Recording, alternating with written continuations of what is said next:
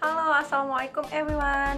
Perkenalkan, nama saya Firda Aulia Rahma, NPM 19033568, Fakultas Tarbiyah, Prodi PAI semester 3. Dibuatnya video ini bertujuan untuk memenuhi salah satu tugas UTS mata kuliah Filsafat Pendidikan mengenai 3 tantangan utama yang dihadapi oleh pendidikan Islam saat ini.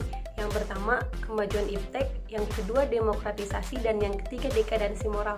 Nah, teman-teman, apakah kalian sudah mengetahui definisi dari ketiga poin tersebut? Jika belum, mari kita bahas sama-sama.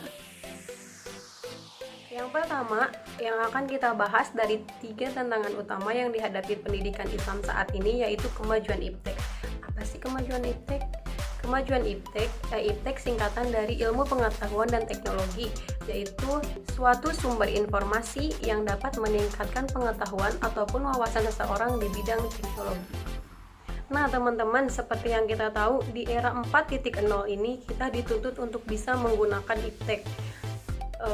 Dari mulai SD, SMP, SMA, perkuliahan, sampai pegawai negeri harus bisa atau mahir menggunakan iptek, karena iptek ini merupakan fasilitas utama untuk menunjang pendidikan maupun pekerjaan. Yang kedua, yaitu demokratisasi atau demokrasi.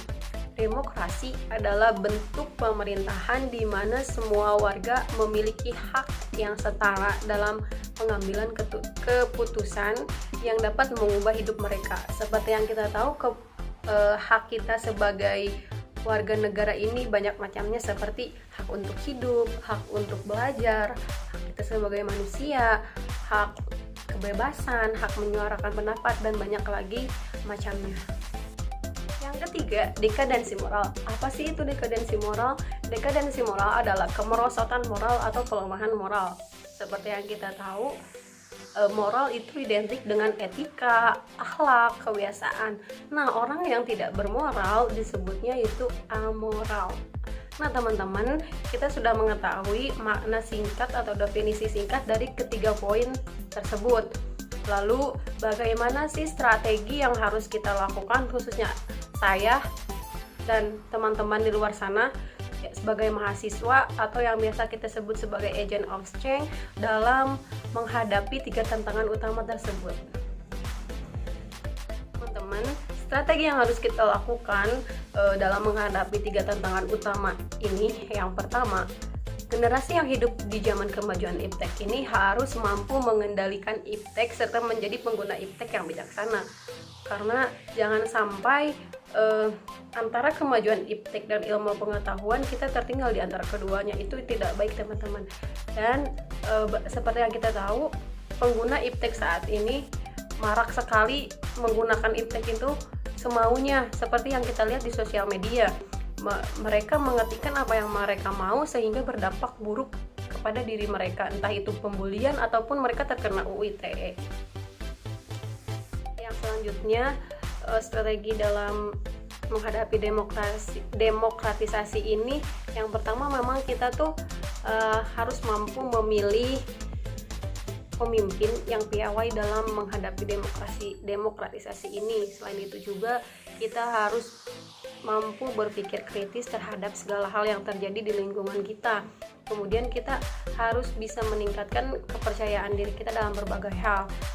Namun saat ini seperti yang kita tahu, misalnya hak kebebasan kita sebagai manusia seperti bukan seperti tapi memang berbentur dengan undang-undang yang berlaku. Makanya tidak sedikit masyarakat takut untuk menyuarakan kebebasan tersebut.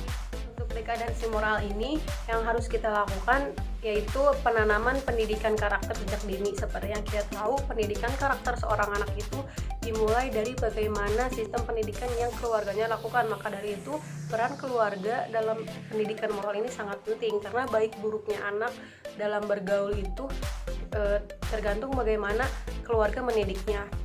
Kemudian pemilihan teman dan lingkungan dalam bergaul. Seperti yang kita tahu, lingkungan itu sangat berpengaruh terhadap bagaimana seseorang bersosialisasi atau bertingkah laku. Ketika seseorang itu ada di lingkungan yang tidak baik, maka perilakunya akan terbawa dalam kata lain bakal tidak baik juga. Tapi ketika seseorang itu berada di lingkungan yang baik, maka perilakunya juga akan terbawa baik. Oke teman-teman, kita sudah membahas dan mengetahui bagaimana cara menghadapi 3 tantangan utama pendidikan Islam saat ini. Semoga dengan adanya video ini bisa memberikan manfaat umumnya bagi kalian yang mendengarkan atau yang menonton, dan khususnya untuk saya pribadi. Maka dari itu, sekian dari saya. Mohon maaf apabila ada kesalahan. Wassalamualaikum warahmatullahi wabarakatuh. See you guys. Thanks for watching.